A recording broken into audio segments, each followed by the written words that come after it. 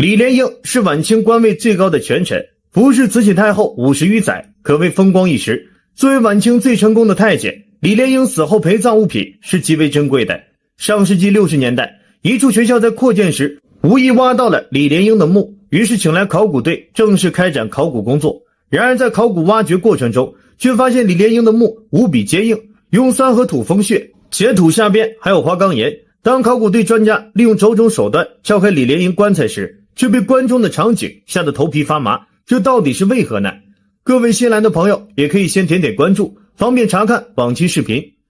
中国皇帝制度诞生以来，中央集权的性质让皇帝居住的地方成为了禁区，皇帝需要3宫6院来延续自己的血脉，稳固江山。女人多了，皇帝宠幸不过来，容易出乱子，所以进宫之中除了嫔妃，人数最多的就是被阉割净身的男人。由于处于国家权力中心，所以入宫自带官职太监。太监一般都是在很小的时候被阉割，当作奴才长期培养。李莲英是个成功的太监，咸丰年间被净身后送入宫中。历史上被送入宫中当太监的人一般都是家庭穷，养不起。清宫每年都会有很多小孩子被净身之后送进去，大部分人过得很凄惨。而李莲英当太监也是因为家穷，但与其他太监不同的是，他最后居然权倾一时。李莲英的成功路线是跟对了人。在同治3年，他被调到慈禧身边，因为有一门手艺会梳头，而且梳得很漂亮，得到了慈禧的赏识和认可。慈禧历经3朝而不倒，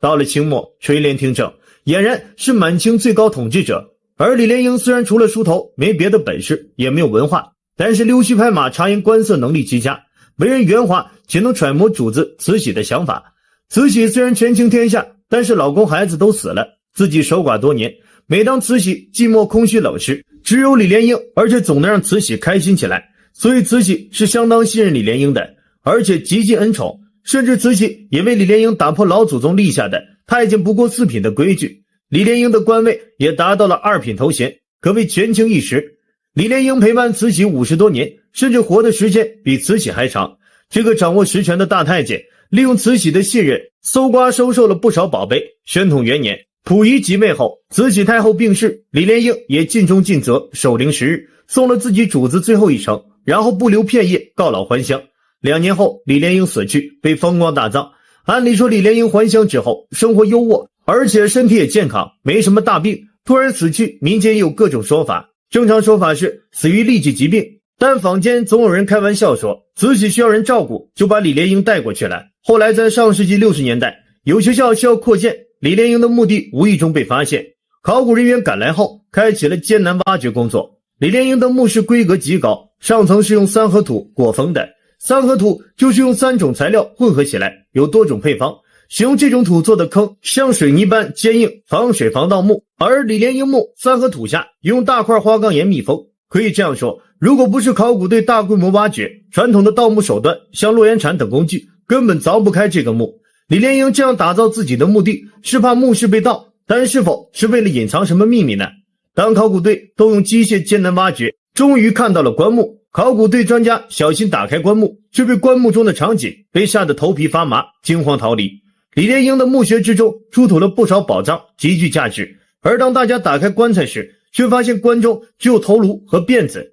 身体残骸不翼而飞，这着实让人惊恐。李莲英死于宣统3年，真实的死因一直是有争议的，也充满各种说法。按照正史说法，李莲英死因是长期吸食鸦片引发痢疾疾病，但随着墓穴实际的发现，棺中身首异处这个骇人的场景，让人不禁怀疑李莲英真的死于痢疾。这仅剩的头颅不像是第一案发现场，更像是被人斩首一样。李莲英不是自然死亡，而是被人谋杀。虽然李莲英这个成功的太监权倾一时，但是很知足。在自己的老板慈禧太后归天，后台倒了，李莲英很识趣，告老还乡，安心享受退休后的俸禄，没有把持朝政，也没有过分的行为。到底是谁看不惯这个大太监，竟然让其下葬后还身首异处？这种做法说明李莲英得罪了什么人？回顾李莲英的一生，确实发生过一些事儿，让我们在历史推理中找到答案，看谁是杀死李莲英的嫌疑人。第一个被怀疑的就是支持戊戌变法的那一批人。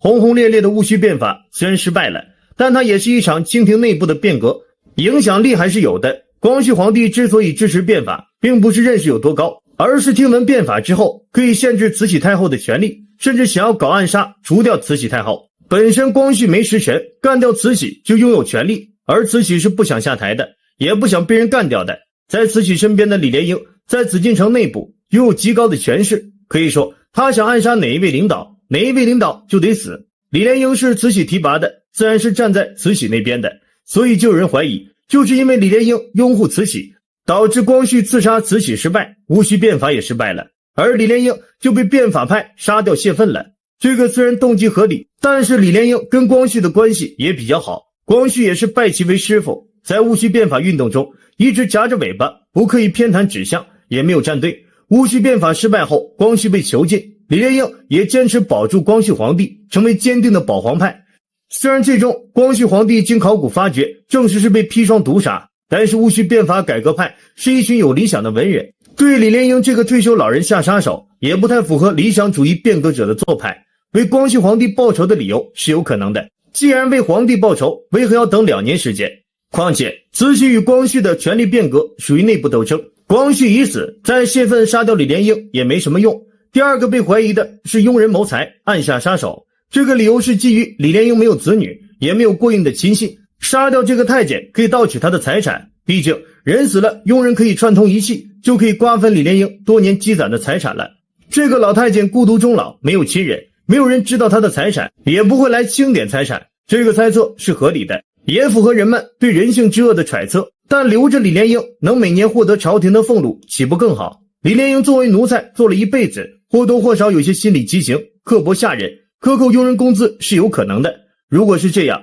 佣人合谋将其杀死，瓜分财产也合情合理。但李莲英没有刻薄下人的记录，清史稿给人的记载也是圆滑，到底是不是这个原因还有待考究。反过来思考，如果是谋财，也没必要斩首，随便下毒就可以了，除非是深仇大恨。由庸人谋财引申出来的一个说法是，李莲英去山东讨债路上被人劫财，刀兵之下，李莲英身首异处，庸人逃跑之下只能抢回头颅带回安葬。这个说法太过离奇，经不起考究，就不详细展开了。第三个被怀疑的是李莲英自己命人这样做的。李莲英虽然权倾一时成为大太监，但是身体是残缺的，或许觉得残缺的自己不该留有全尸，或者李莲英家乡有这个习俗，身体不完整的人不能全尸下葬，这个也是合理的。而且李莲英的墓穴结实奢华，做足了准备，陪葬物品也很丰盛，而且棺木中留下头颅，像极了按照某种习俗来做的仪式。但这个说法也是无从考证的，毕竟皇帝制度落寞后，太监这个工种也退出历史舞台，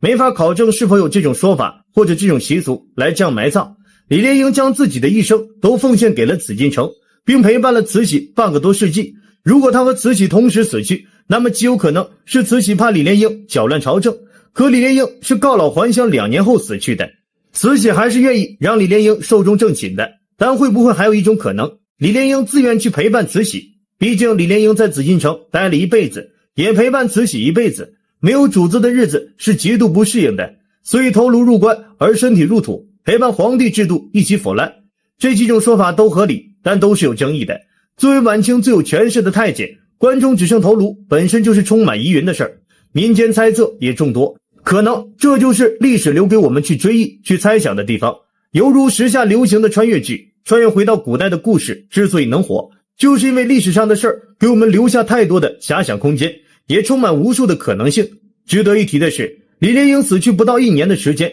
宣统皇帝溥仪退位，中国结束了皇帝制度，紫禁城成为了旅游景点，再也不会有小孩被阉割送入宫中，而太监这个官职也成为了历史。